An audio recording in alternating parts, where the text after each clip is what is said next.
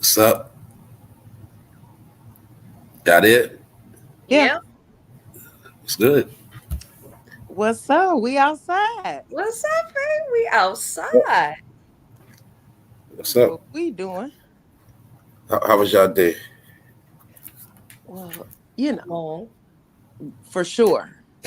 You For had a sure. good day? But I'm not tired or drained or anything, so that's good. Right. And- Like I Okay, got that's good. energy now. So no crazy shit happens today, right? Everything's straight, right? Of Oh course. nah, ain't nothing going on crazier than me. Okay.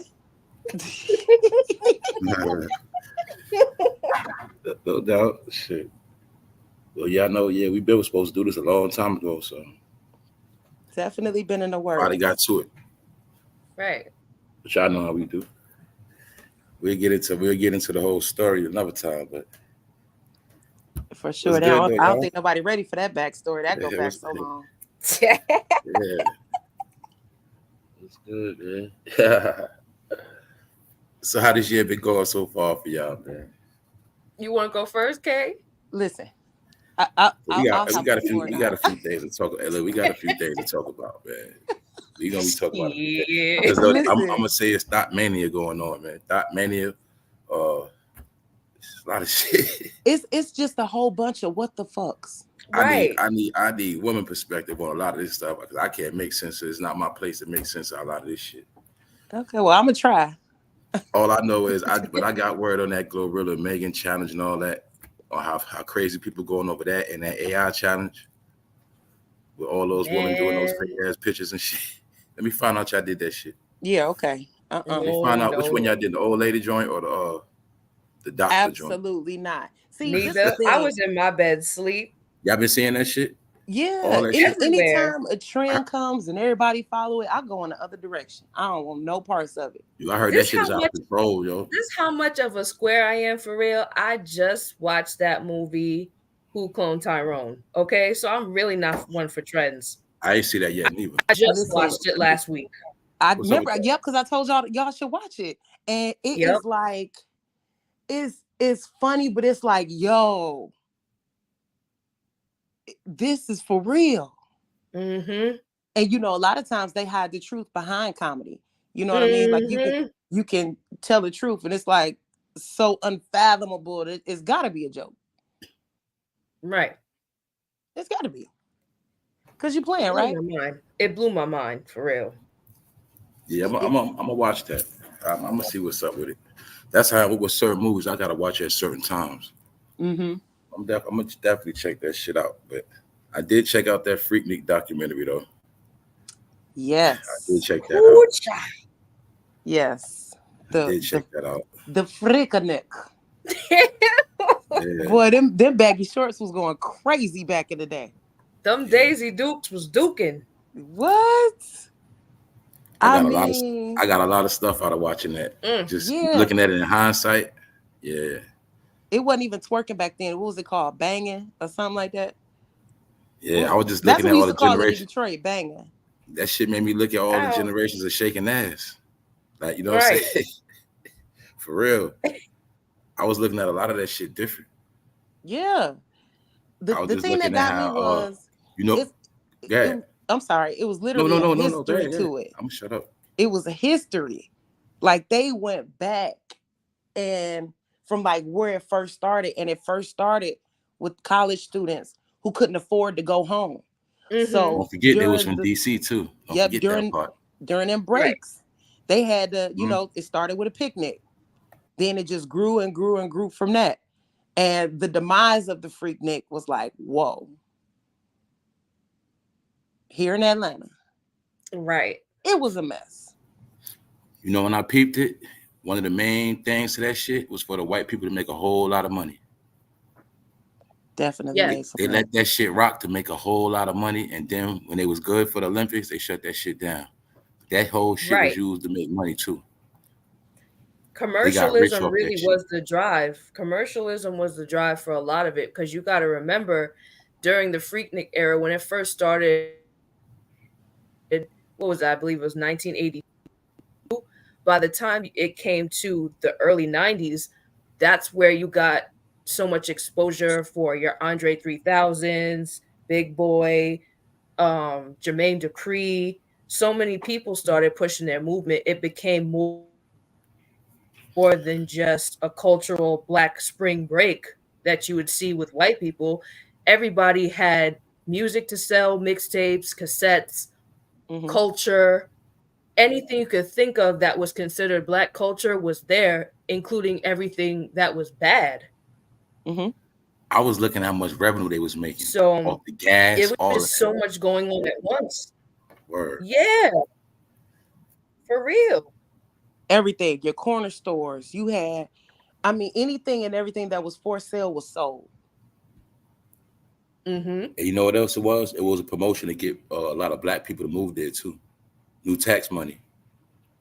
Yep. You see what I'm saying? Because I could see now how everything was transitioning over at that time to what we see now. Yeah, and that makes perfect sense because even in the documentary, they said people who had so much fun coming down here and the camaraderie within the Black community that they was like, I want to live down here. I'm gonna stay. Yep. So we're looking at it in hindsight, it was a way to get a lot of new taxes. You get it? These are the things that built the city up. That's my point to what we see now. You know what I'm saying? Yeah.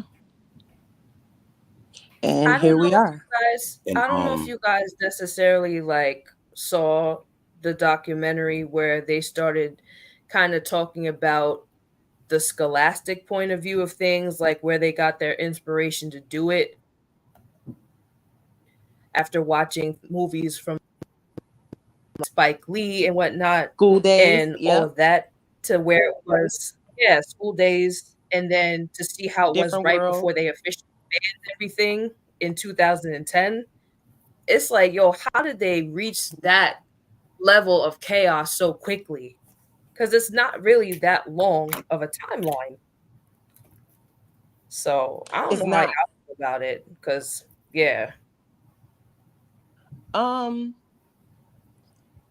it was to the point to where I think a lot of people took it literally who haven't gone. It was pretty much the newcomers, I think, that turned it into what it was, because the people who had been frequenting that event for so long knew how to act.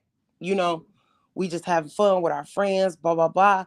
But then here come the predators.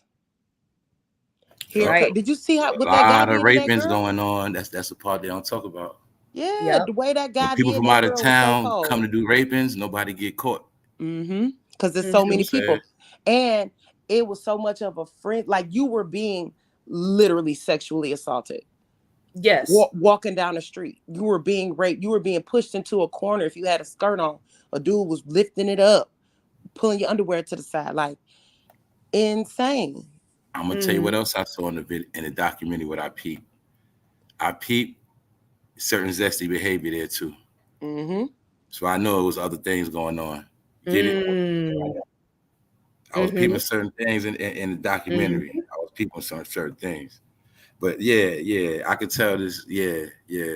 But this how it was back then. Period. Like when I be talking about this, how when we had a lot of freedom, period, on the planet, we was able to do whatever the fuck we wanted. Like that's how it was going down back then, all across America. You know what I'm saying? But this is another thing I wanted y'all to look at real quick. Like how all of this shit was nothing new because we already know what was going on with this right here. Check it out. Y'all remember that Girls Gone Wild, right? Yeah. The tour bus girls. All of that started from spring break, college kids, basically. You know what I'm saying? And my point is that's the dude that filmed the video with Kim Kardashian and Ray J. That's the dude that put that out.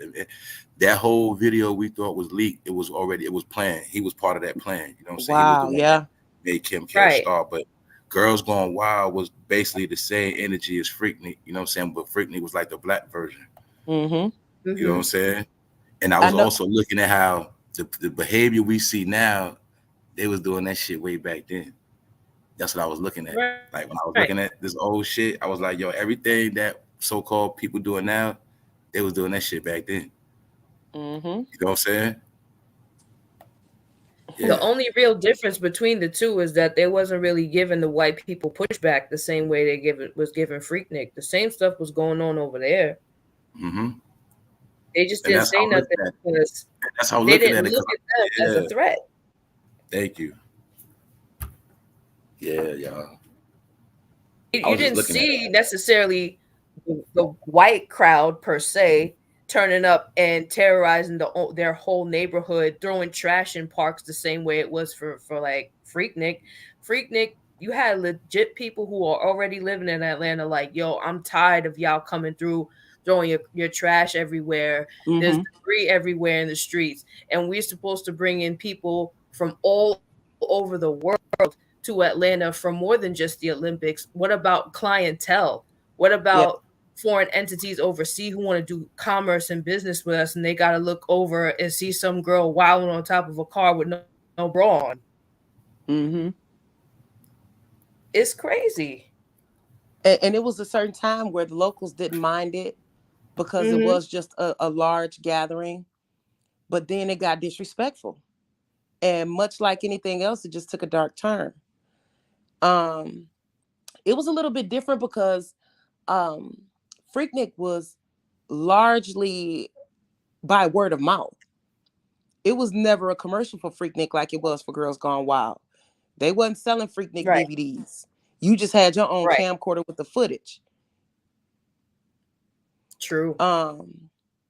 So, like I say, it just took a dark turn to the point to where it was like, okay, I'm not going down there no more. Do you know what happened to me? You didn't even know who to tell on. You couldn't point this person out. I'm sorry. No. Go ahead, because I don't want to cut you off either, because you was on a roll, sis. Keep going. Listen. Tell it, baby. Everybody just literally turned into a savage. And I think it was a transition of the type of people that started Freaknick. The people with more class started to notice the shift. For sure. So they stayed away. Meanwhile, all the savages, that is where the Freaknick became a broke nigga's dream, man. A broke nigga's dream. Yep. Because I never been there, but I know a lot of broke niggas that love to go get deep and go down there, though. Like I noticed is if you watch the documentary around 93, 94 is when it really started to get a little dark, because you had more and more girls pull up, and it went from just having a great time to get away from my family to I can only be a hoe here and be sexual liberated here.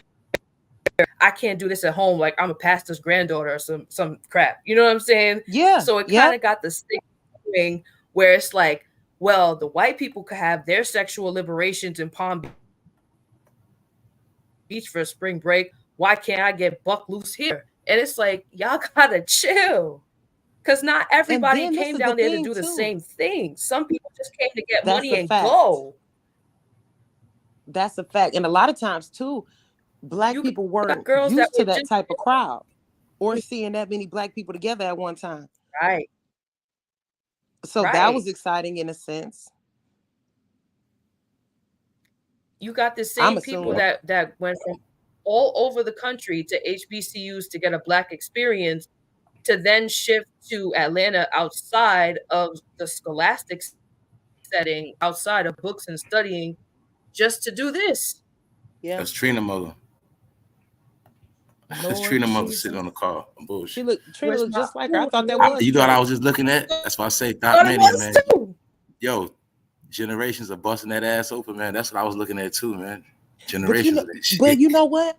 All of the hype was prior to the documentary. That's before BBLs. Out, but nobody talked about the documentary when it came out. It was like, oh, you gonna see your mamas and your aunties on there acting crazy. Yeah, people act like that shit never existed. But then at the same breath, they talk about you gonna see your moms and aunties. You still gonna see a creep uncle who was over here rubbing ass on top of his car. Right. But nobody want to talk about that. Y'all saw when the dude that was a preacher got caught there? Like, you know, his old shit popped up when he was there. He a preacher now, though. Oh, Lord Jesus, it's a far. Let me tell you, congregation, back when I was that man, because I'm not that man no more. I'm a new man. But at the end of the day, on some real shit, though, they use that shit to make a whole lot of money. Like, when they was breaking down the part, how they was fucking people over on purpose, fucking up the traffic, making them go in one direction. That was all on purpose to fuck that shit up. And you gotta remember, the more people had to stop, they had to get gas, they had to go get food. Yeah, all of that shit was about money, man. That whole shit, meaning they let it go on because they was generating a lot of money off that shit. I was listening to the part that was talking about the businesses making money. They sacrificed the city at that time to get all the money they was making. You know what I'm saying? And that's what they did. Yeah. Like you said, remember, tourism is big now, but back then they had to come up with ways to create big waves of tourism. You see, now they do Rolling Loud. Get it? Now they do those festivals. Back then, this was a way for us, the state, to get a lot of revenue real quick. Right. So Now that they have because remember, we're the Coachella. number one consumers. Yeah. So at that speaking of time, Freaknick, it's talk about literally Freaknick weekend down here for 420. it. Oh my goodness. And it's a little bit different because they do have like concerts and stuff where people dress, in 90s style. And have a little bit of stuff in like Jermaine Dupri, I guess is he bought the rights to Freaknick, if I'm not mistaken. And they trying to bring it back. Like 21 Savage has a 90s theme party at this big, huge concert venue called The Bank. They're slowly but surely trying to bring it back, but now it's a completely different dynamic. And it just gets younger and younger and younger. So speaking of which, it was this party that I went to hosted by Chris Brown called Tycoon. Yeah. And it was a lingerie party. And it was dope. It was dope the way it was set up. I didn't know it was a lingerie party. So imagine my shock when I get to the VIP line and I see all of these women literally with like sheer negligees on, like literally butt naked outside because it was cold. This was 2 months ago, I think it was. Standing in the line shivering in some negligee, like stuff you would only want your man to see. They had on standing in line. You outside? They was outside in January in pure lingerie? Bullshit, you not. No. Shut your mouth and Bullshit, keep you on not. talking. The clothing is more expensive with less material. Like if you go into a club, like the nightclub wear now is literally lace, and that's it. Them little bodysuits and shit that be having the lace and like all the ass be out and No. Present day. Boulevard. Salute all y'all. Shout out to everybody that hey, made everybody this in the chat. Shout out to everybody that made it live. Yeah, I know we just doing things a little different, but we still here rocking with y'all. You know, we gonna still shout y'all out and all that. What's good though, y'all? Sure. I'm definitely happy y'all made it, man. See, this is how you know who the real family is. You get it? We got a lot of family though, but trust me, man, it's levels. Anyway. But then, which takes me back to something else you said, Shayna. What is sexual liberation? Do you feel like let's talk about free? Do you feel like you're more of a free person because you can then publicize your sexuality, or you can act a fool, or you can just be hypersexual in public and then you feel better about yourself later? What you think? There's levels to this, in my opinion. So just as a Black people as a whole, right?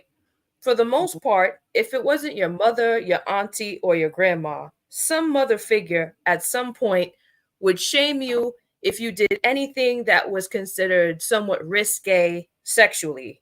Correct me if I'm wrong. You're right.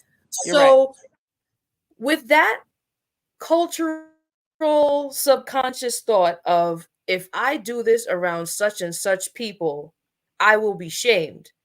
But if we come as a collective with people who feel oppressed, such as myself, let's say, as I'll use for an example, if I'm going to Freaknick, I'm gonna kind of flock towards people who are into the same stuff I'm into.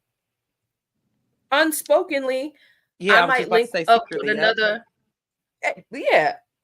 Without really speaking about it, I could link up with another 6 girls, let's say some from like DC, some from Virginia, some from Maryland, and say, you know what? Oh, cool, your daddy a pastor, mine is too. Yeah, this or this, my that or that. And then just like that, a girl who I might never see ever again, I might be willing to do sexual things for the simple fact that I know I could do this only here and not at home, and nobody here that can see me do this knows me, and I might never see them again. So a lot of girls got tricked into thinking that they were oppressed sexually, that they couldn't do this at home, when low-key they probably could. They just didn't want to be judged for it harshly because of the people that know them. Whole time you're going amongst thousands upon thousands of strangers, and let's not forget, a lot of these men were older, because it started over the idea of, okay, we get to turn up, we get to do this, we get to do that. I feel sexually liberated amongst maybe college students, but you had dudes in their 30s and 40s, whole unks that's over here like, okay, I got the camcorder ready, smack her ass again. Like, what? That was legitimate violation back then. Everything they was doing then is what Harvey Weinstein went to jail for, man. Straight up. Exactly. That's a fact. That's a fact. That's a fact. You go around grabbing booties and shit now, you going to jail for a minute. And then the term sexual liberation is only for women. You don't hear men say, I feel sexually liberated. The only time a guy is going to say some of those are trick words. Yeah, some of that shit is a trick. Yeah, that's some of those right. They got finessed. And it's the only time you're going to hear a guy say he feels sexually liberated is if he's gay. That's the same thing. Right. If you went into a prostitute on a corner and you ask about that question, that's what she's going to say, right? What? Yeah. Meaning that's part. Look, a woman that can stand on the corner and get money, she's showing you she's in tune with her sexual liberation. She's not hiding it. She's set. She's letting you know this is what it is. This is what I do. I like to make people happy, right? But some people don't want to accept that. See, you got regular people, they don't want to accept that. They want it both ways. See that? Right. And a man necessarily, he doesn't have to do that. You know what I'm saying? Because when it comes to sex in terms of the way men exhibit it is natural.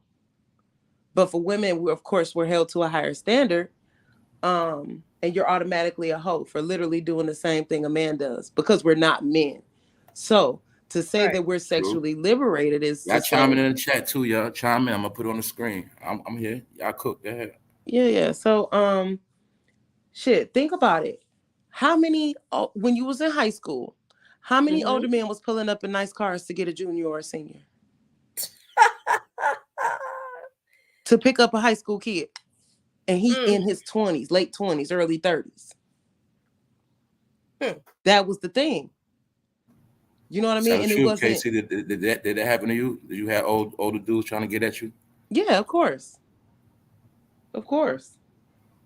And that was at in my generation, they got more slick because like a lot back then it was like normal to see that shit. Yeah. Right. Back then it was normal, but then they got more slick because instead of them even pulling up, they got you on social media. So there was a few guys I knew damn well they was probably like 25, 26. I'm 17. They trying to ask me when school out, when I'm off from school. For what? Yeah. Yeah, they want that young cooter. Right. But if I call Chris Hansen and crush your whole operation, you're going to be sick, right? I say this. I mean, if a person want to get sexual, if they want to go through that, you should go through that when you're younger. Just, have your fun, go through a phase. I don't care if you got to go 10 years straight, go 10 years straight. Whatever you got to do, you got to get that shit out your system. It's definitely an age cap on that, for sure. You got to you know what I'm saying? And even younger girls like the. I'm sorry, baby. Go ahead. No. Go ahead. The younger girls now, I can only imagine by the time they get like my age, how much stuff they'll be ashamed of. For instance, participating in the Megan challenge. Megan and Glorilla challenge. You literally, you're busting it open for free just to say you participated in something. Getting tricked to give her streams. Don't forget that. Yeah. That's all about her getting music streams. That's what all that shit is about. But it's nothing but another form of promotion. Yep. And tricking people to prostitute their ass to get her streams. Yeah, man. My thing is, I'm not against anybody who wants to do that per se. Do your Nah, me thing. neither. I had Just to get it neither. understand what comes with it, I had to though. get it neither. Are you ready for what comes with it? Don't cry to me later, or don't cry to the world later because they decided to accept you in a certain way and that's not what you meant to do. Think about what you're doing before you do it, is all I'm saying. Whatever it is you want to do that feels sexually liberating. Now that's an uncommon occurrence. So who turns on their live and they got in their mind that they about to twerk and then stops the live and say, you know what? In 10 years, I ain't gonna like this. And that shit Gotta never go plan your away. life out for real. You know what I mean? And then that comes with guidance. Right. A lot of young people are out here winging it. You right? You know what I'm saying? Yo, K, you reminded me of some shit just like this shit came back up on people. Decades from now, people gonna be dropping old fucking lives of niggas' grandmas and shit. Yeah. Yo. You feel me? Yo. Tokyo Tony about to go crazy in 10 years. The homeboy saved that shit when y'all was 13, man. Now y'all grown as fuck, but he still got that shit of your mother twerking in his phone, man. And nigga say that shit is hard drive. No, but what you look at Sexy Red's son when she just was twerking in front of him like that. Yeah, man. They trying to promote for chicks to get their kids taken, man. They always gonna promote dumb shit. No, and I'm not. It wasn't just a lot of people took up for her. And just speaking on this situation, it wasn't that you were in a party dancing and your son just watching you. No, you're bending it over, making it clap in his face. He's literally right there looking at your cooter from the back, from the bike. He's looking at it from the bike. And the baby's what, 4, 5? Oh, it's okay, Sexy Red. She was just dancing and having fun. And now your son, if that's in his mind like that, he could very well possibly turn into a sexual sadist. Why? Because that's all he saw. And he's going to think it's normal that because a woman twerks in his face, it's okay for him to touch it. It's okay for him to accept that behavior from a woman. Much less your mother. Can you imagine you sitting in a party and your mama turned around with a sheer outfit on popping coochie? I'd be so embarrassed because if that's my first introduction to fish fry, I would I'd never go to sleep ever again. Ever again.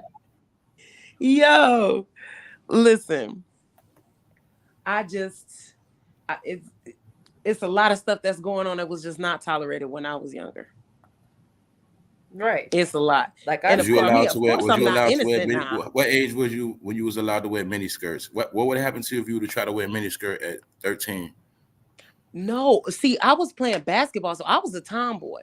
So I was dressed in boy clothes. You got your head knocked off. I know y'all. J's. You know what I'm saying? What? Those brothers wasn't playing that shit. You ain't going outside like that. Yep. I remember I was 15 and tried to put on a pair of shorts that was like slightly above the thigh. My mom was like, "Oh, you feeling real froggy? Come on and jump."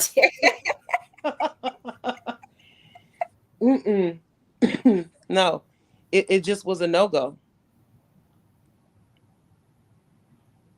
And that was a trick they play, y'all. They do that. See, I'm gonna be honest, y'all. All that generation shit is bullshit. Like that Generation ZX shit.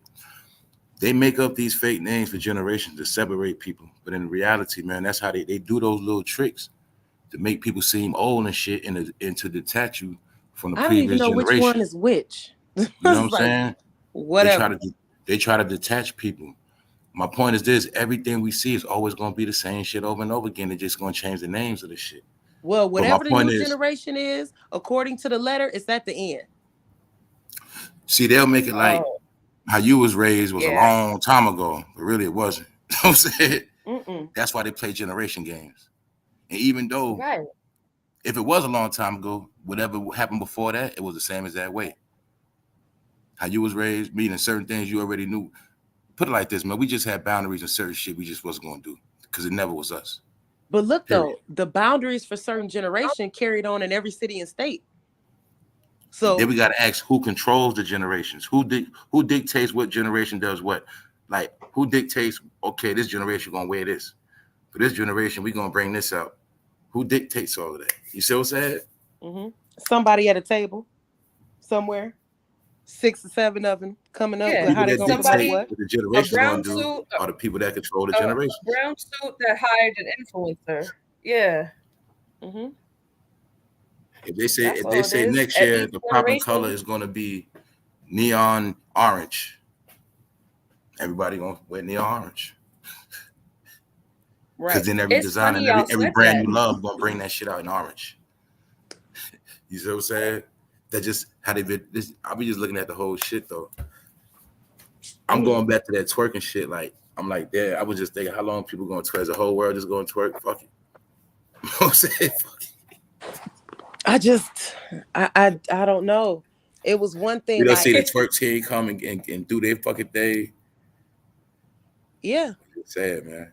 I mean, but People gonna even be still, twerking like back in the day, everybody had their little dance squads, and you know what I mean. You was clicked up, and y'all would have y'all routines together. You know what I'm saying? Everybody was separate, but clicked up, and it was a good time because it was an actual party. Everybody in there dancing. Right, You go to the club now. I right. went to the club last night, as a matter of fact, for my friend's birthday, and this girl right in the section next to us was super drunk. She didn't even know she had gum stuck to the back of her pants. Do you know what she was doing? Standing up on the back, like against the wall. And like the whole club was looking at her from where we was standing. And she's literally right next to me. So I'm looking like, trying not to embarrass the girl, but I'm trying to like, yo, sit down. Sit down. She ain't care. She was sweating. She was Damn. musty. She was dusty. Yeah. Mm-hmm. I know what happened to. I think I know Her what happened. hair's uneven. What? I think people went too long without love and their brain went bad. That's what I think. On a whole nother level, like you know what I'm saying. Some people just was groomed different. I'm not even gonna say raised. They was groomed different. Like you know what I'm saying. Like far as the stages, like that boyfriend and girlfriend stuff. I think that made a lot of stuff messed up. Like when people wasn't having boyfriend and girlfriend and like in high school and junior high. Yeah, because back then you couldn't. And then it was Now easier what to I'm saying monitor is your too. kid too, because it was a house phone. And Now I what I'm could pick up saying the is phone in too the though. kitchen. Remember, what I'm saying is too. It was levels. Like if a dude wanted you back then, it wasn't easy for him. That's a fact. You know what I'm saying? That's really what I'm talking about. See, all them elements stop. First, the boy got a crush on you. Then y'all, you know what I'm saying? Y'all holler at each other. Y'all talk. Like all that shit been went out the window. They went in the street just fuck it. You know what I'm saying? Mm-hmm. They grew up in a it ain't even about growing up. It's just that's why I say groomed. They were groomed not to kiss and shit. So you gotta look at shit like that. Like you could be a boy, but you ain't never kissed a girl. You just got older. Yeah, but now at that age, when you were deciding who you wanted your girlfriend or boyfriend to be, everything wasn't so sexualized. Mm-hmm. So you had time to focus on the person that you liked. Right, it was steps. You weren't able to open your phone up and see thousands and thousands and thousands of people that you could, fantasize and be on the phone for hours. That's right. Yeah. You know what I mean? It was steps. You hang up. No, you and those steps were part of those feelings and vibes you got. I think part of the problem too is just that. Talk about it. Wait, can y'all hear me? Yeah, I hear you clearly. I hear you. You there, kid? I don't know why I feel like I'm choppy, but anyway, I feel like with the past generations, I would say somewhat of Generation X and then millennials, they kind of fumbled the bag when it came to choosing different and just good people, decent people by the illusion of choice. It's the illusion of choice that made people like, oh, well, I don't want to commit because I always feel like I can find something better because that's the way you look at people online. You idolize them or you think just because the entire world and society as a whole, wherever you're from, has you in this crabs in a barrel type of mindset, you never feel like you're either good enough for you. When you need to grow as a person anyway, why not figure that out along the line and just take a chance? Y'all don't want to take chances. Y'all want everything instant, quick. Y'all don't feel like y'all have to go through any type of process. None of that. y'all just want what y'all want. If you don't want it, it's on to the next one. That's bullshit. Mm-hmm. Our grandparents didn't find love that way. Most of them probably met in church, and within 2 weeks of meeting each other, they was like, you know what? You solid. Let me put a ring on it. Yeah, but you know, we had examples of that like too. that nowadays. Because that's more often than not, back then, we saw way more couples together for a long time than you do now. Thank you. We were able to have an example of what for many reasons. What's some of the reasons why? Let's break it down. What's some of the reasons why we saw those couples? Why? What's your opinion? Because you had the option Morals. of what you wanted to really involve yourself in and what you were exposed to. So it was more of a family structure back in the day. Keyword family. Thank you. It was a family structure. So that's one of the main ways you was going to have shit too. Yep. You knew who your grandmama, you knew who your granddaddy was. They've been together 20, 25 years, your uncles and your aunties and structure. Yeah. And it was more close knit. So now as the family structure is breaking apart, and we had that conversation about not even really knowing who your cousins are, because we don't do the family thing like we used to. I'll give you a better one. See, then what I also that's why I was actually called stepping outside of the house. People always cheated and did promiscuous shit, but they always kept their household in order. Mm-hmm. That's the whole key. And everything wasn't publicized. That's the difference from back then. Everybody knew it was always about the household. And anything that you were doing in the dark, you made sure you did in the dark. Yeah, any fuckery you did, you did fuckery, but you always knew it was about that household. Right. Mm-hmm. See, that's the shit that got forgotten too. Mm-hmm. I think another thing that most people don't really want to talk about now was the difference between being raised on love and then being raised on survival. Can you, as a person who was raised on survival, love someone who was raised on love, or vice versa? We don't talk about that either. Well, partially because one has to love one more than the other. Somebody has to love somebody more. So let me see, how should I put this? If someone was raised in a tumultuous habitat versus your structured family, either you love this person so much to be like, you know what, let me show you what it's like. You know what I'm saying? Let me show you what it's like to really be loved. But that person isn't used to love. But you just keep trying to show this person, and then they show you otherwise. They're not ready to receive it. People don't love themselves. Right. Now that's more common today than anything. Mm-hmm. It's a lot of people that don't love themselves. Why? Because you're constantly, if you're insecure, you're going to always compare yourself to somebody else. So it's easy to get depressed when you open up Instagram and all you see is a bunch of beautiful women, or you know what I'm saying, with their bodies together. They in the gym, blah, blah, blah. Or they got more than you. They on the yacht every other weekend. It's easy to be like, damn, I ain't shit, huh? You know what I'm saying? You gotta love yourself first. Otherwise, none of that shit even matters. It's so true. And I think a lot of people need to define what their success is for themselves and stop letting other people tell you what success looks like. It's not the same for everybody. It's not cookie cutter. It's and that's how I look at it, like that too, y'all. I look at it like this: everybody do it with their money, what they want to do. Hey, some people like to take trips. Hey, some people like to refurnish their home. You know what I'm saying? Some people like to get new cars every once in a while. To each his own. Hey, if you taking a lot of exotic trips, posting them make you happy, so be it. Some people like to do other things to make themselves happy. You know what I'm saying? That's the world we in. So like you said, it all goes back to individuality. That's how I see it. People lost individuality too. I see that too, y'all. Yeah. Yep. You know? But you know, that has to be long standing. You have to have gone years and years and years and years of not liking yourself to want to become someone else. Because you're saying some real shit. Yep. And what's really going on to what I noticed, people are looking at other people and they've been checking their life. Like, damn, I'm this so-and-so. And I kind of find out I never did go nowhere. Damn, I never did go to Atlanta and shit. I'm fucking 38 years old. Shit. I'm with this month. See, that's what's been going on too. People been reevaluating their life, and people have been having midlife crisis. That shit real. When you look it up, people start going through that shit. For 30, sure. 31, 32, 33, and we seen a lot of that shit too. But it's still going to get you back to square one anyway. You know what I'm saying? But at the end of the day, yes, have fun. You're always supposed to have fun. Period. We just talking about how a lot of shit just got out of control. You know what I'm saying? That's how I see it. It is what it is. So shit, I ain't mad. And then, like, what do you do? Because a lot of people, we still have that mindset, like, okay, I'm not going to counseling. Why would I talk to somebody I don't know for them to tell me what's wrong with me?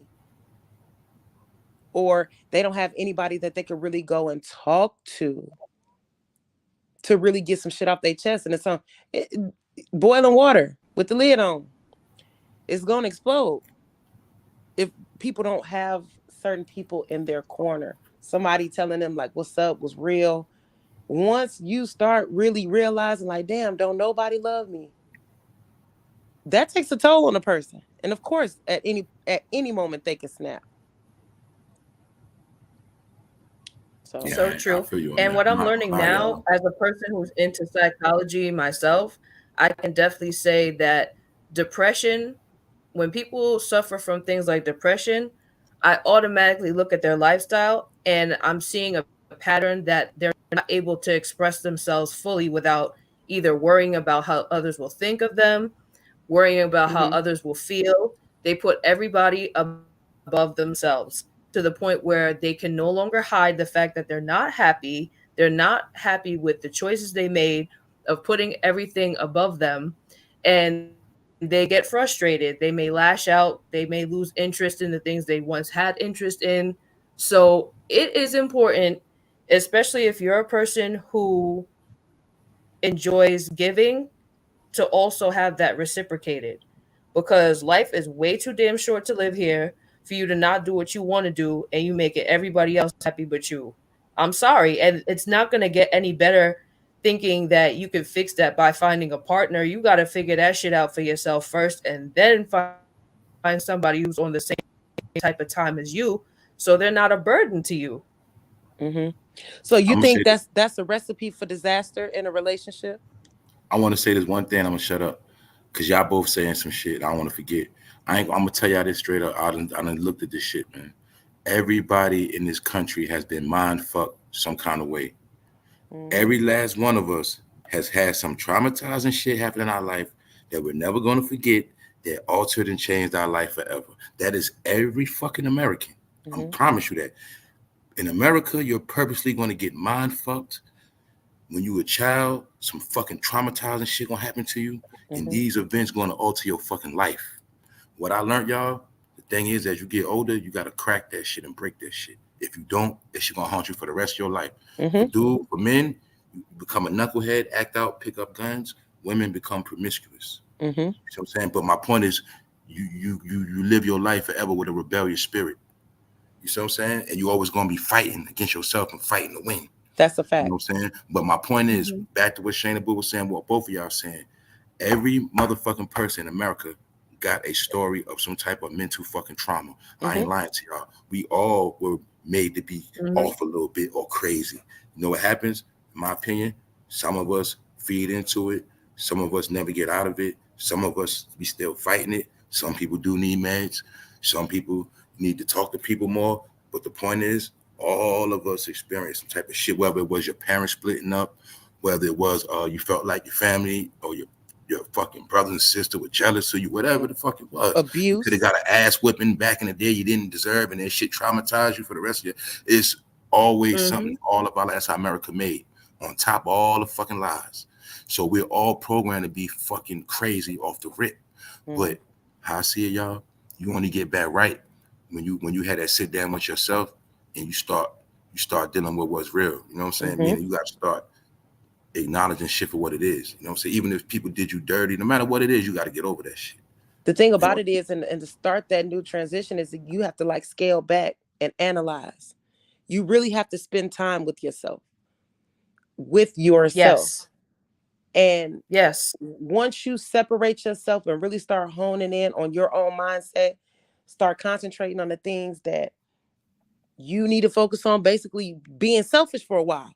You know, if I got to put it in layman's terms, and really get to know yourself. Because once again, think about it, from a childhood, from being a kid, you were in a position to satisfy others, right? You wanted to make your mom happy. You wanted to make your dad another trick proud. on us. Another trick on us. We would that trick. Y'all hitting that trick. That trick of that when you said selfish. See, we would trick to be shamed for being selfish. Like it's something wrong with that shit. But if you won't be selfish, you never get your shit right. Thank you, Kay. I'm quiet. No, you good. You good. But if you, and I'm telling you, you are absolutely right about everybody going through a traumatizing situation. You can be in the same household with somebody who who was with you the same day, y'all was together, and something happened. But one of you were more affected by that than the other. So you can easily become part of the blame game. So for instance, something happened and your brother was there with you, but you both got whoopings, but the brother got whooped a little bit harder. He'll grow up with resentment. Like, you ain't get your ass whooped like I did. You know what I'm saying? Like you'll become hateful because that was a more traumatizing situation. Whereas you just looking at it like, yeah, I got my ass whooped. This ain't the first or the last time. And he really like, nah, that extension cord hurt. Like a lot of times we were literally abused as children, and it either made or broke you. So true. And I might add also, a lot of the things I'm learning, I actually learned through taking care of other people's children. So no, I don't have any children, but I've seen a lot. And what I'm beginning to learn is two things mainly. You're never wrong for how you feel. You might only be wrong for how you act and go about it. True. That's number one. Number two, your reality is based on your perspective, but you also have to respect other people's perspectives. So you can be in the same situation with somebody, let's say you don't have an agreement with, or you see two different spectrums of the same situation, the same lifestyle, whatever. Their perspective is not necessarily not true just because you didn't see it their perspective and you only saw it yours. So when you're able to see on more than one perspective of things is where you're going to find the truth, where you're going to find the ability to heal, where you're able to stop making excuses, and you ultimately kind of raise your, I guess you can call it frequency, from depression and hurt and pride, ego, to then feeling okay. With humility, there's healing because I understand that the world is bigger than just myself. There is power in humility of saying I might be wrong, or I might have been wilding. Let me see, what comes with learning to humble myself and hear people out. There's been times like I legit spoke to my mom about certain situations that I saw between me and my brothers. And my mom has legit said, yo, I did not see it that way. I was kind of wilding, right? And I've said the same thing.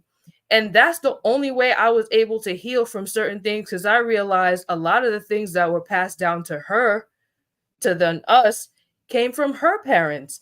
And then I started doing deeper studies, and I learned that on average, each person on a metaphysical level carries 14 generations of trauma within their body. 14 generations. That's a lot of ancestral damage to your body. But if you don't heal from yours and do the work to heal that generational trauma, that is literally your responsibility so your children don't feel that. Yeah, and you know what else is funny and I find very ironic is that it's so easy to be like, yo, I'm trying to create generational wealth. No one ever says I'm trying to stop generational trauma. Exactly. You know, the generational trauma, you just said some real shit, because that's another fantasy. How the hell you gonna leave back generational wealth to motherfuckers that's dumb anyway? Yeah, it ain't no telling if it's gonna get to your grandkid. You know what I mean? Right. It's gonna get spent. And it's all about you so wrapped up in getting the money, making sure your kids didn't live like you live, but all you did was transition the trauma. So yeah, you got more money than your parents had when you were a kid, but your It's a kids different are type of still show, fucked bro. up. Yeah, bro. We gonna have features on this show, bro. We gonna have features. So we'll have certain guests, and you'll have a whole platform on the show. You know what I'm saying? Y'all know what's popping. We drop them links. Y'all know how we do. My bad, y'all. No, you good. Hey y'all, what's up? Nobody ever talks about, I mean, how do you do that all though? chats. My bad. How do you do that? Like, how do you, if you don't know yourself, you're not able to teach your kids how to know themselves. Right. So instead of you trying to change the dynamic of raising your children, you don't go back and hone in and be like, damn, let me see what it is. Because the shift in the generations, you can't do everything the same as how your parents did you. You just can't. It's a completely different world. So how do you make that transition without still providing some sort of trauma to your kid? Because your kid is always going to feel like, well, you didn't do this and you didn't do that.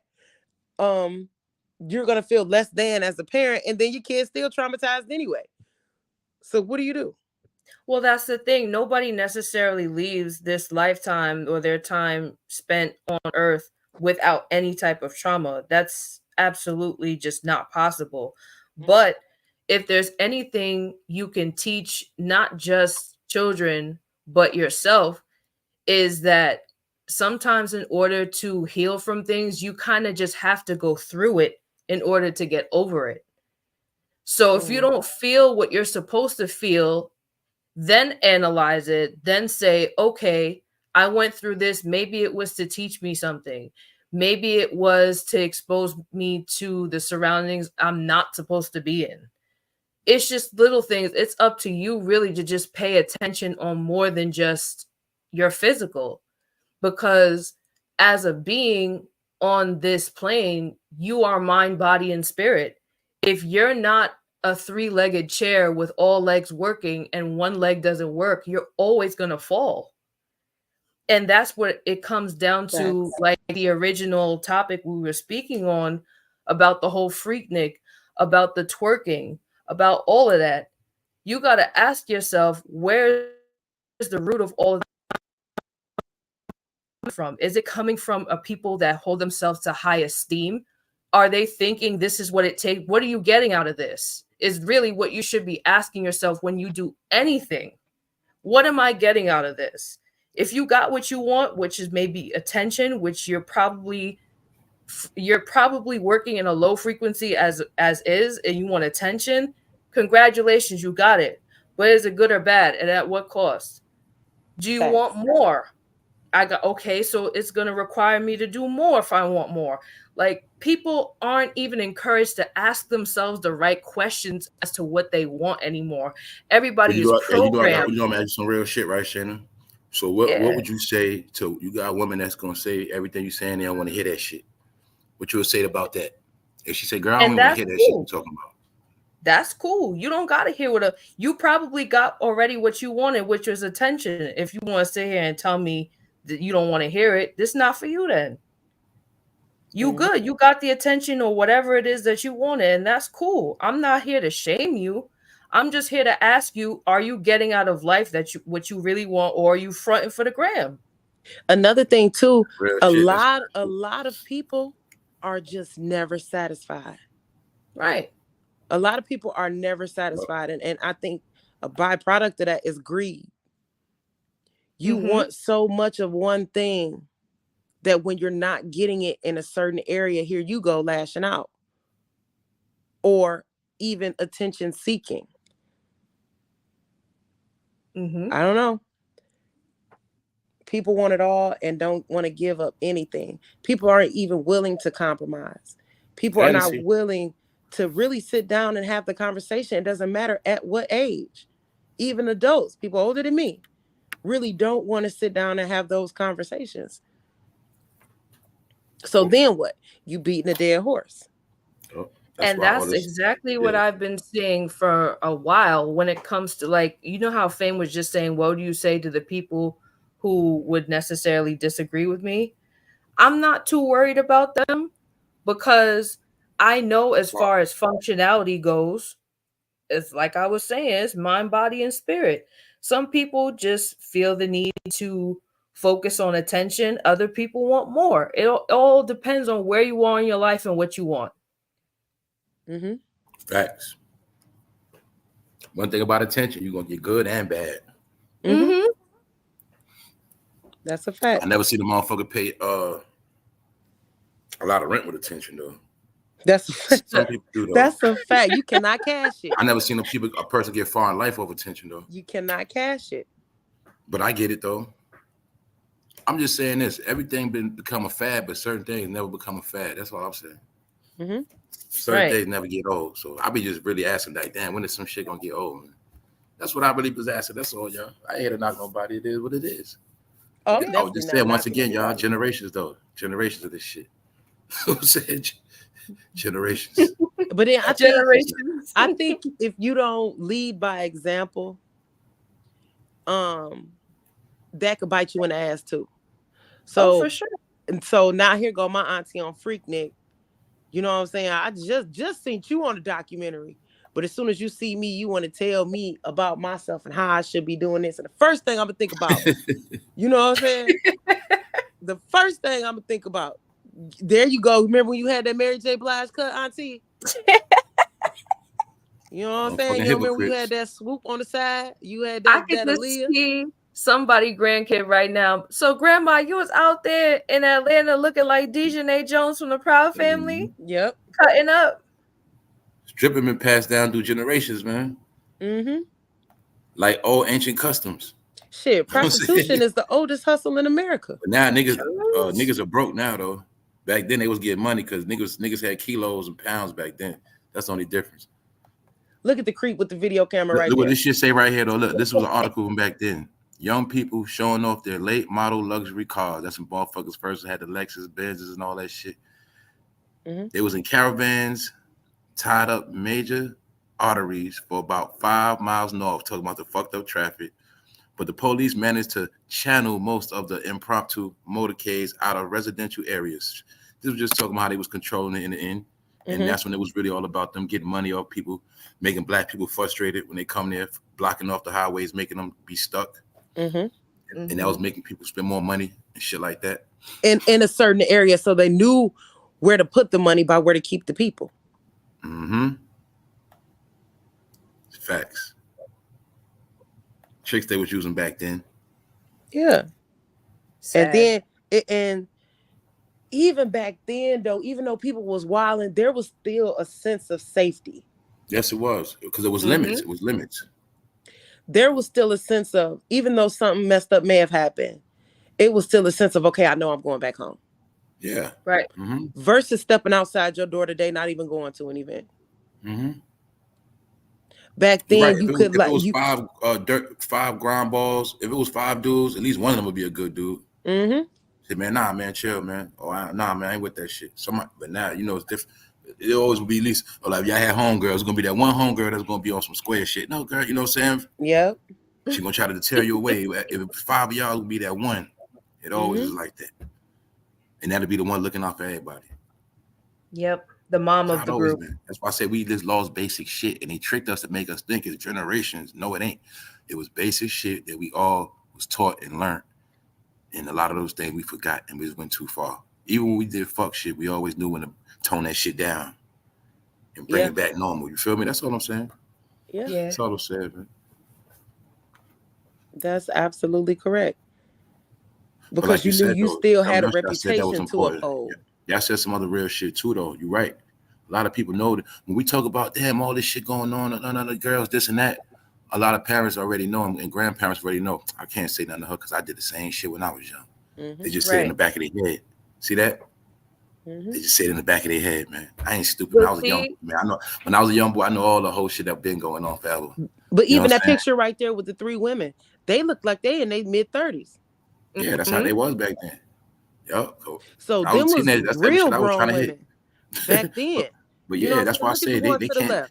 Yeah, they know why they grandkids are doing that shit on live now. They know. That's my whole point. Yeah. But that's the power really of shame. Shame, if I knew I did what you was doing when you was your age, now I see you doing it. Instead of me knowing the right thing is to do, to tell you, to warn you, to try and make sure you stay away from that, shame keeps me from talking about it because I don't want nobody calling me out for what you about to do in secret. Mm-hmm. But if you were convicted, if you work in conviction, you're going to be like, you know what? I kind of know what I'm doing is not about to be the right thing. My gut, my intuition is probably telling me maybe I should sit this one out. Mm-hmm. You could I'm gonna save be yourself real. a whole bunch of trouble. America should just have shit where people can walk around butt naked, man. They might as well just do that shit. Fuck it. Yeah. Just let all the hornballs go to that one location, man. They can all be butt naked, man. Save that for Amber Rose. But you know what? Yeah. And you know what? There are coalitions and societies that do just that. Liberation Beach. Yeah, for sure. No, look, I'm telling you, I went to Tampa. That's the thing. It's funny you said that. Yeah. I went to Tampa during the pandemic, and I had met this guy who was trying to sell some weed. So we got to talking, and he was like, yeah. He was like, he's asking me what I was into. And I'm like, weed. What are you talking about? So he like, no, I was just asking because the hotel across the street. That nigga was a male prostitute? No, he was saying that they're actual swinger hotels that you go to knowing that everybody in there is willing to have sex with everybody, whether they're married or not. Shocked the shit out of me. Yeah, because he go there. That's why I say, man, he probably was a male prostitute, man. Maybe. I don't know. I ain't buying. He know where the swingers be. He knew where the swingers be at, man. I ain't buying either. Keyword, that's the bar club, man. Yeah. I mean, I seen that in the Caribbean mostly, but I ain't know they had them here. I mean, it ain't just for bar people though. It ain't. No, I'm talking about the whole idea of just like that type of liberality in hotels and groups and all that. I thought that just happened outside of this country. I didn't know it happened here. Well, I didn't know that it was like, you know how freaky you gotta be to go to a hotel that's sold out and everybody in there is a freak. I peeped at y'all, man. America is the home of freakiness and race mixing and breeding. That's all this shit ever been, y'all. Every couple of decades, they bring new generations here to breed with the people that's already here. Right. Y'all think I be bullshit, man? Nah, man. They raised Americans like fucking dogs and mutts, man. Yo, that's all America's supposed to do is breed and fucking make money, man. That's it. Like animals, man. I'm not bullshit, y'all, man. That's how I see the whole picture, man. It's all about breeding, man. Mixing up all bloodlines. Breed those motherfuckers. Breed all of them. Every couple of years, we bring new people, just keep mixing all their ass up. That's what all that shit about. America gonna always be freaky, man. It's the mixed, fucking the mixed, and having the mixed. Always be freaky, man. Ain't nothing new. Look at every social media site turn into a porn site now, man. It's normal shit. That's a fact. Facebook, for Twitter. Oh Lord Jesus, I'm so sick of these. I think Americans think about being horny more than money now, on some real shit. That's all they have. That's think about getting ass more than getting money. That's all man. bums have. You can't get no ass if you ain't got no money, stupid. Well, that ain't true. Yeah. Same. Stop playing. I could list at least 5 people I know right now. It's like, oh, he cute. He don't got no money. I'll take care of him. Yeah, you right. Hey, hold on. I got y'all one better that we all know personally who is broke and latched on to somebody. They faked and lied about their whole lifestyle. Hello. To get with this person. Think about it. That nigga watched that movie Catch Me If You Can. Yeah, he should have watched the ID channel. That shit was on that shit today. Matter of fact, on ID channel, a nigga was doing some shit. I said, yo, that's Catch Me If You Can. Yeah. Yes. That shit. Nigga fake like he was in the hospital to getting surgery.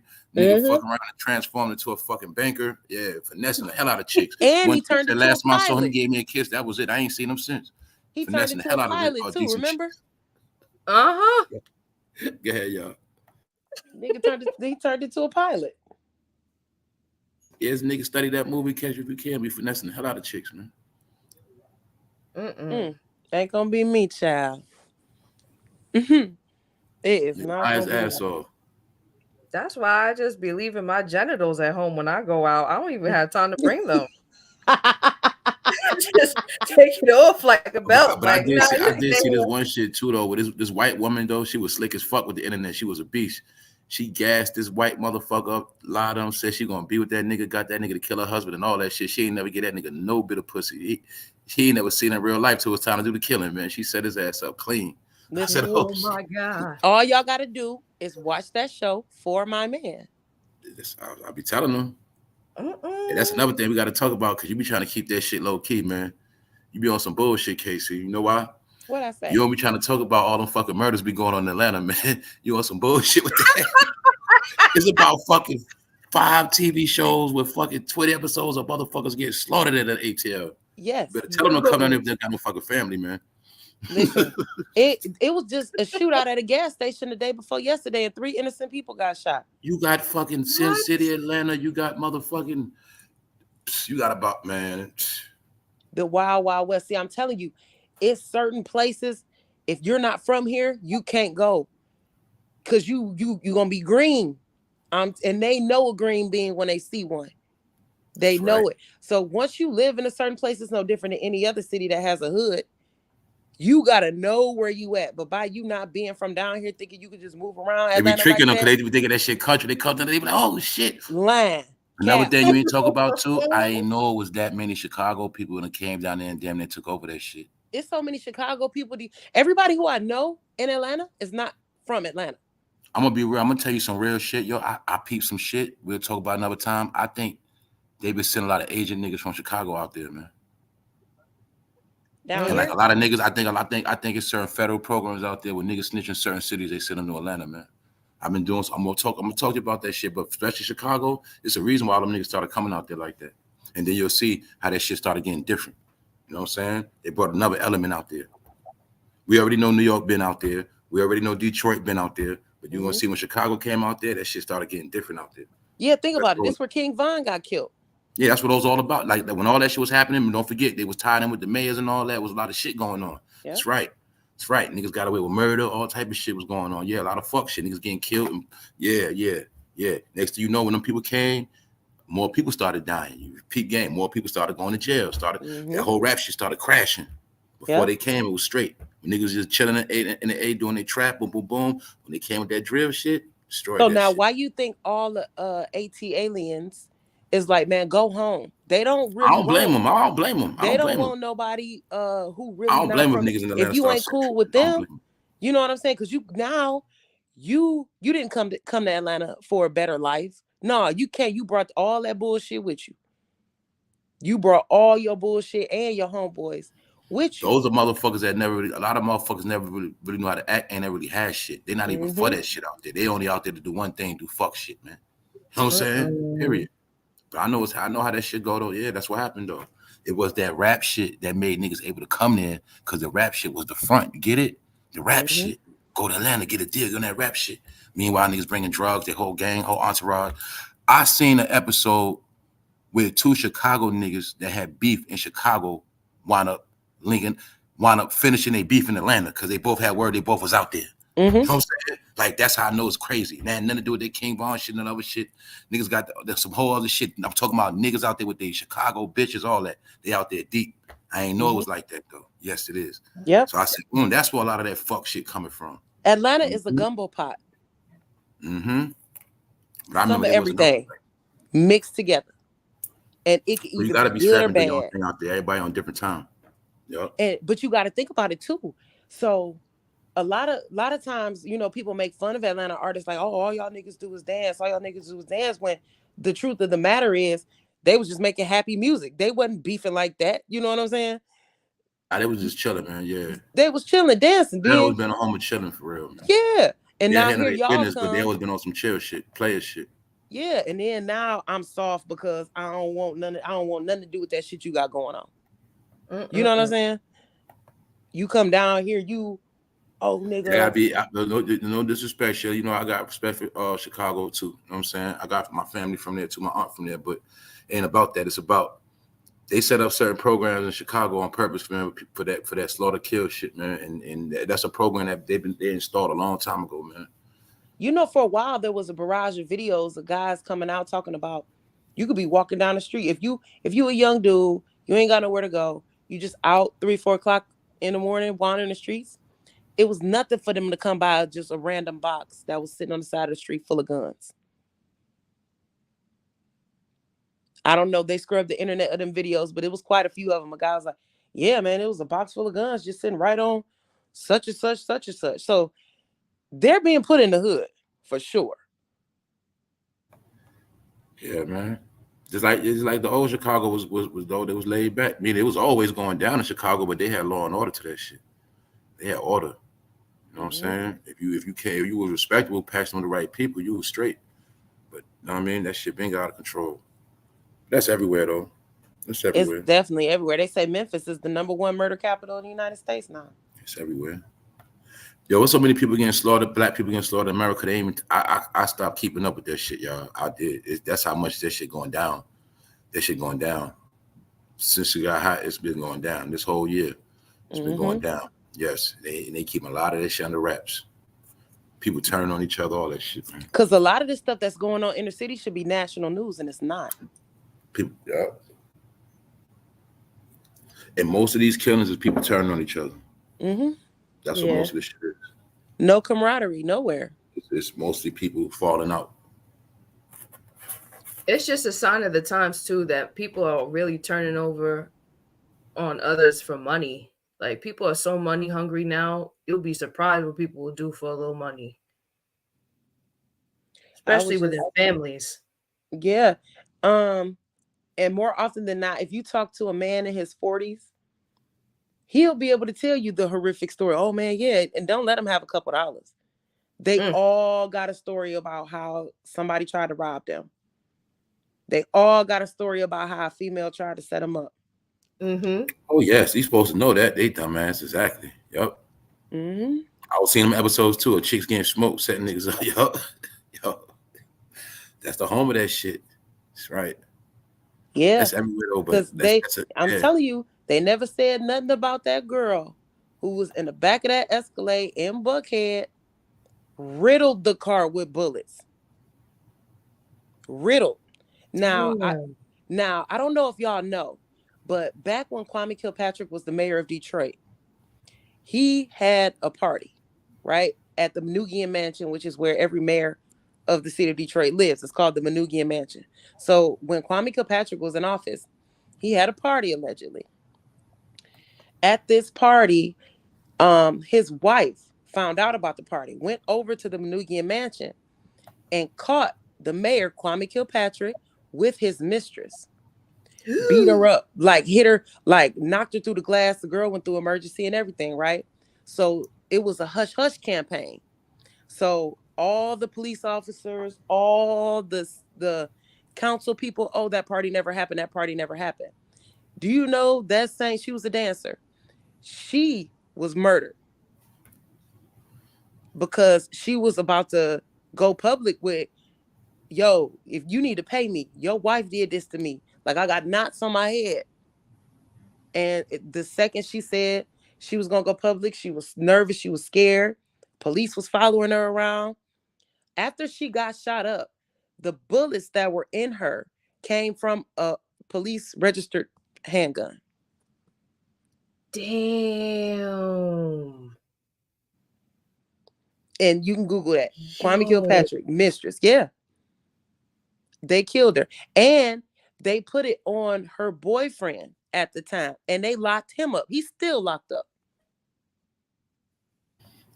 That was the last run they gave Detroit. That's how it went too. Yeah. Damn. Like Obama was the last run they gave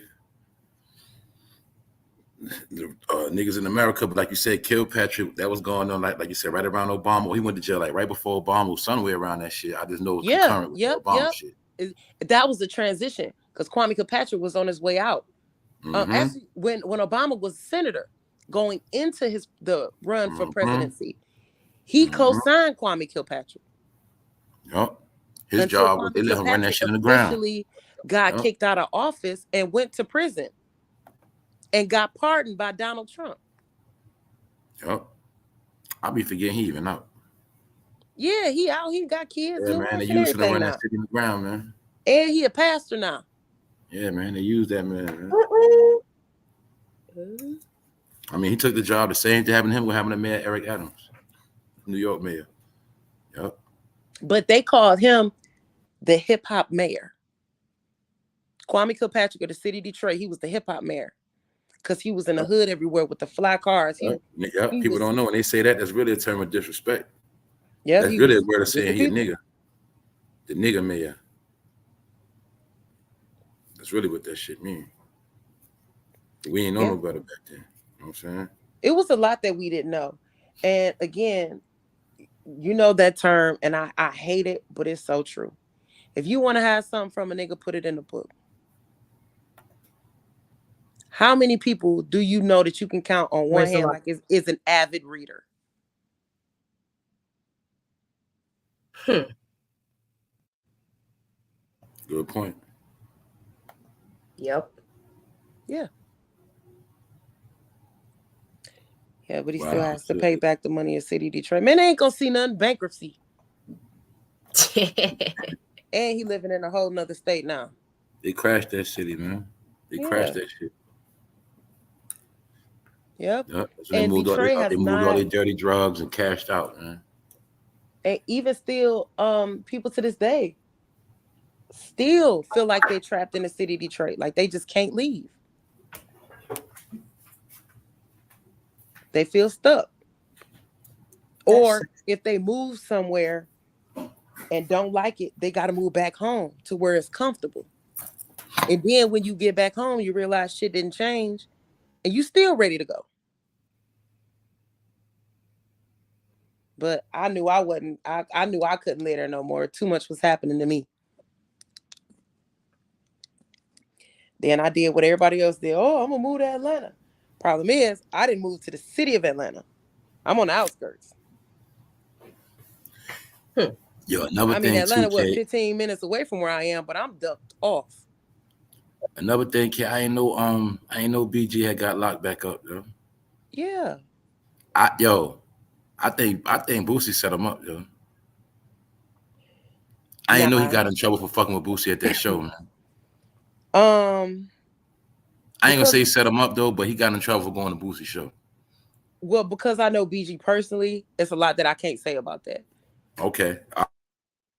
You know what I'm saying? But it's definitely. Is he in jail right now? That's what I want to know, because I didn't even know. No. I heard about. I was going to talk about this shit weeks or months ago. I don't know how to first about it. Nah. But I know. I don't even know if he in jail or not. He's out. Okay, I ain't know. I just know he had got in trouble over that fucking show. Yeah. Because they're really trying to railroad him because they feel like, first of all, once your property. Really, They don't want to let that man do what he need to do. They said something to the effect of, why can't you do something else? Why does it have they to right be though. rap? I'm gonna be honest, they're right. As long as he fucking with that rap shit, he'll get in trouble, man. Just being honest. Unless he's just doing that shit from the crib. As long as he get to moving around on tours and all that shit, they're gonna keep fucking with him. But you know what's crazy? He was on house arrest. Like NBA YoungBoy and Boosie. Boosie on house arrest too. But he had a release. He really didn't do anything wrong. And he lives in Vegas. That case came out of New Orleans. What New Orleans has to do with where he currently lives, nobody knows. You know what they saying he did wrong? What they said, they try to say he was dealing. Reason why I said Boosie, because Boosie a convicted felon, and they trying to say he got in trouble for being with a convicted felon. That's what they was trying to say. He was with a convicted felon. That's what was supposed to got him in trouble. Like I said, I don't know. I think that's another bullshit law within itself. That's why I said they probably just want to put a technicality on him. Mm-hmm. That's all it is. But when you got ankle monitor, when you on any type of that type of strict probation, you ain't supposed to be around. You get it? So, but being that they rappers, he probably throw certain passes they might have had, and then they probably got petty on them. They did get petty because he had permission. They telling them like, as long as you fucking with that rap shit, you're gonna be fucked because it ain't you. It could be niggas in the entourage, niggas around, niggas got pistols, some bullshit happened, a shooting. You're gonna get in trouble for that shit. You're gonna be cooked. But see, he knows that. He's well aware, which is why he ain't around nobody but the people that work for him.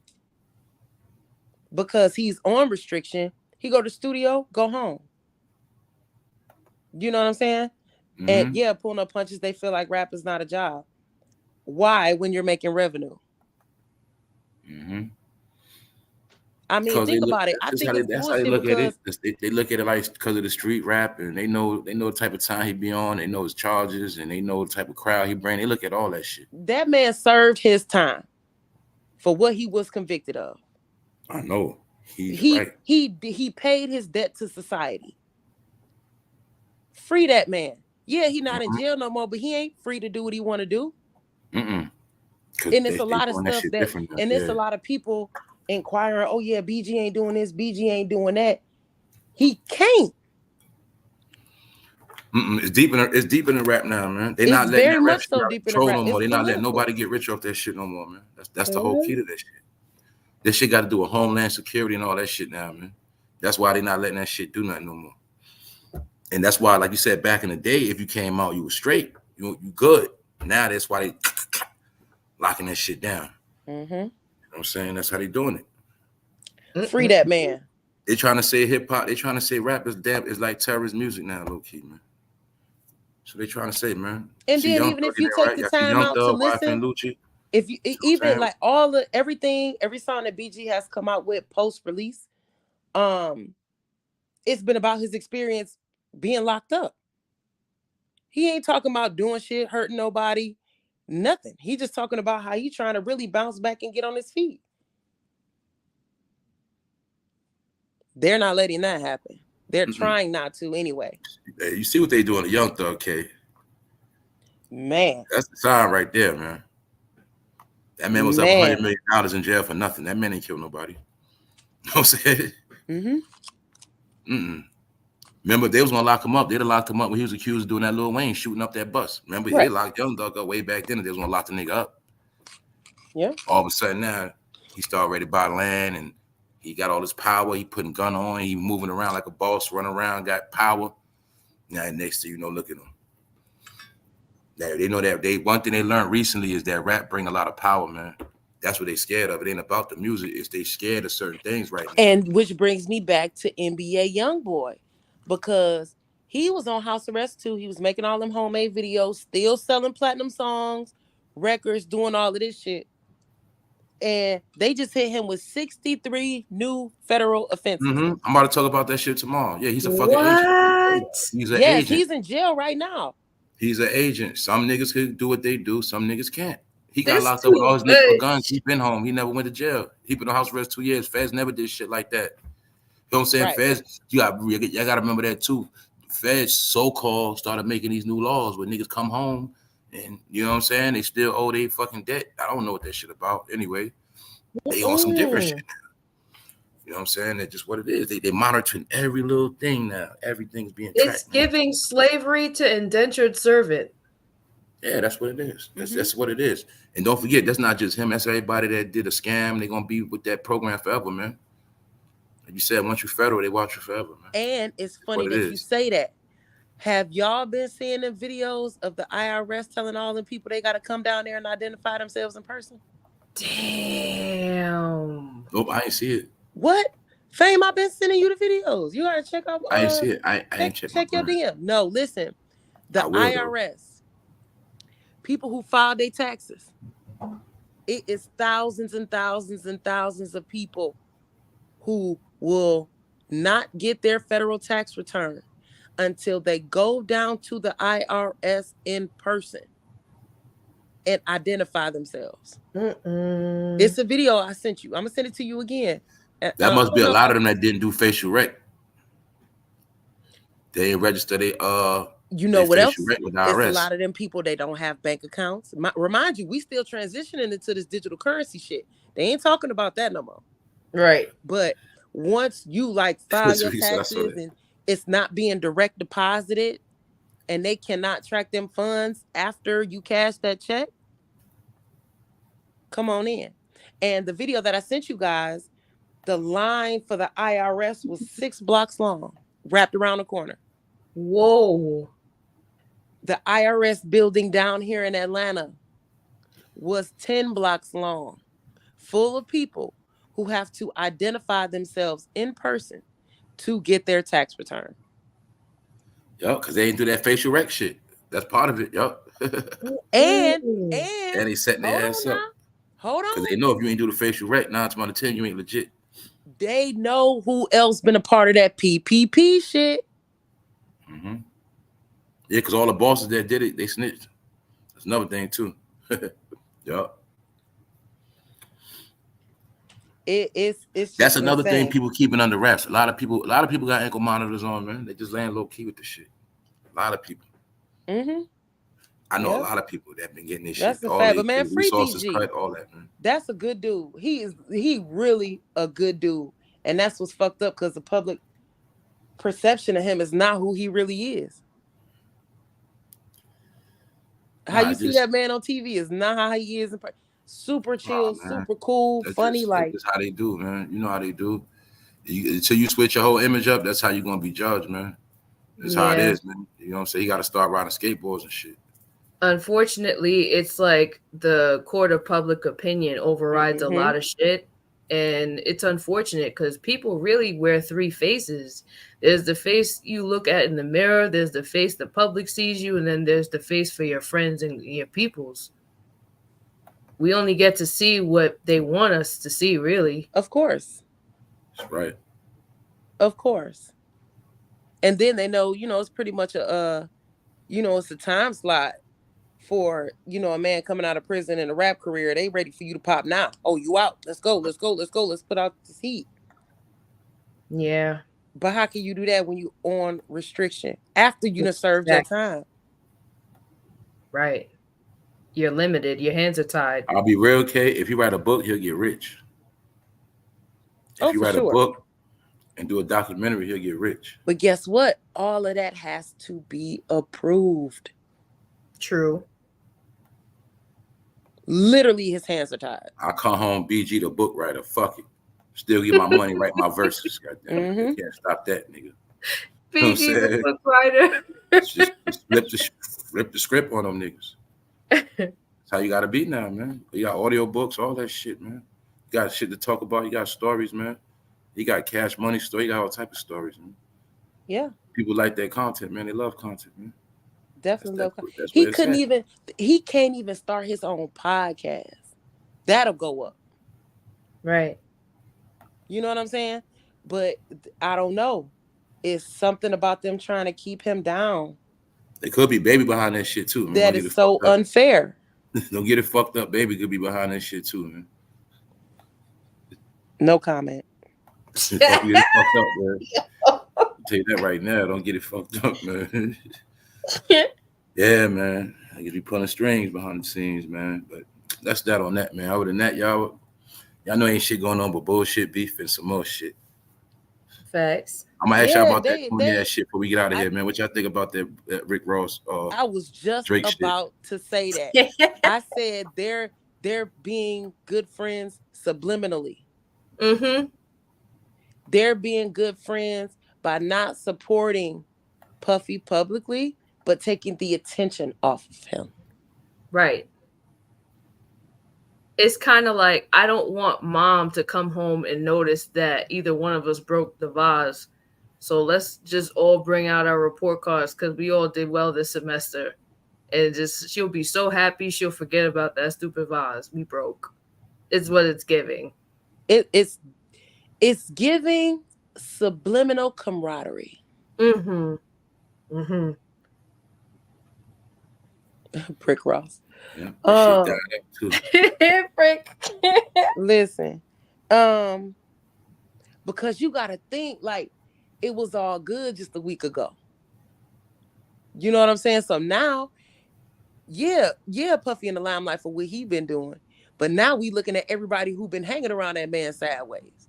You know what I'm saying? You turned your head too. Mm. You participated in too. You saw things too. Listen. They smelled things too. They was there too, allegedly. Yep, that nigga was going to Freaknick way back then. So you can imagine what that nigga was doing at Freaknick. Yeah. I just saw this interview this white guy did. He said his ex-wife was good friends with Kim Porter. And there was a white couple. and his wife is a supermodel in New York who was good friends with Kim Porter.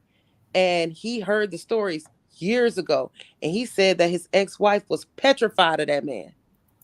She said, I'm scared of Puff Daddy. And it's so many people that are actually scared of him because of the possibilities of what he's capable of. He shot that woman dead in the face, and Shine went to jail. It ain't nothing to get you out the way. Allegedly, he did that. But according to her, the woman who had the bullet in her face said she knew who shot her. Matter of fact, Shine did an interview recently talking about that. And he said, I was the fall guy. Now he's talking about it, but it's funny he didn't want to talk about it before, though. Right. Now that Diddy in trouble, he want to talk about it? You serious? What's a little sus about that, Kim, was the Belizean accent. That's like, where did this come from? Because we ain't heard it before. First of all, you was Biggie. Where's your voice box? And that was the main reason why Puffy signed him, right? Because he sounded so much like Big. There you have it. They wanted to replace him so bad. Listen. Yeah. Thank you, Tiger. Thank all of y'all. Yeah, thanks for the feedback too, y'all. Y'all know we just starting out though. We're gonna definitely turn up. So thank y'all for making the first episode. You got G Dep out here. It's gonna be a good summer, y'all. It's gonna be a good summer. This gonna be the craziest year ever, but we're gonna make it good. So far, I'm already seeing the craziest shit ever, man. It's gonna get even crazier. Trust me. I'm not surprised by anything anymore. So when something else pop out, I'm like, yeah, okay. Yeah, so you know, we was talking about that crazy shit before. I say everybody, something wrong with everybody. Just the fact, look at what we deal with every day and got to walk around normal. That alone make you crazy. You know what I'm saying? Facts. When you got to see all this shit, act like you don't see it. When you know all this stuff, but you know what I'm saying? It makes you off a little bit. You seeing stuff other people don't see. Get it? Yeah, man. That's what it is, man. The shit we see every day is tweaking, man. It is. Because it's our new normal now. Remember they kept saying that shit? Things are never gonna be the same after COVID. We think this might be like this for the next couple years. They kept saying that shit. And they didn't lie. And now everything is down the drain. Hey, you know what's funny but ain't funny? You remember a couple months ago where the Saudi dude was bragging about the weather technology and how he could make it rain when it got ready? Yep. Dubai is underwater right now. They got a year's worth of rain in one day. Yep. How do you guys feel about that? Cloud seeding is what they called it. But then on the same hand, they claimed they had nothing to do with that and it was a natural occurrence. Bullshit. Okay. You should have waited to do that interview. They he did the little documentary up in the little weather station showing, you know, what could be what, and why won't y'all let God be God? Hello. Why can't God do his? Everybody hating on God now. Okay. No, don't worry about it, God. I got it. You know what I'm saying? Because their life sucks. That's why. And God over here in the cut, like they gonna shenan once and then they gonna shenan again. A lot of them mad because they got cut off, man. Man, God probably he's just looking down, smoking the Newport. Like, man. He's like, this what I made? Gross. Yeah. But then guess what? You gotta double back. You gotta see him at the end of the day. At the very end of the day. You're gonna have to come before that man, you're gonna have to come before God and answer for why you tried to be him. What that conversation look like? Make sure y'all sign up with Clubhouse too, man. Make sure y'all sign up at For No Fame at Clubhouse, man. We're gonna be on that. We're gonna be on that too this summer. So this spring, summer, we're gonna be on that. So make sure y'all be in tune with that. Yeah, that's always a good thing. That's a group discussion. Yeah, we got everything. You know, everything is clubhouse revamped. convos last 4 or 5 hours, so y'all better be Everything ready. is revamped. Yeah. What was the longest, K? 18 hours? We was on Clubhouse talking for what? 12 hours straight that day? Yo, the 18 hours was the one I counted was the longest. And we stayed on Clubhouse. Mm-hmm. And it was like 12 of us. Yep, it was shifts. We were on there in and out in shifts. Yep. People falling asleep. Yeah, so make sure y'all be in tune with that All for more conversation and shit. Like a lot of people don't know, we be chilling on this shit though. We be different. Because it's a family over here. Facts. Yeah, right. It's a family over here. Exactly. A lot of people don't understand that, and a lot of people don't understand everything around here is authentic, man. This ain't no gimmick shit. And it's only for like-minded souls. That's it. Yeah, if you don't get it, you're not supposed to get it. If you're not feeling something, you're not supposed to feel it.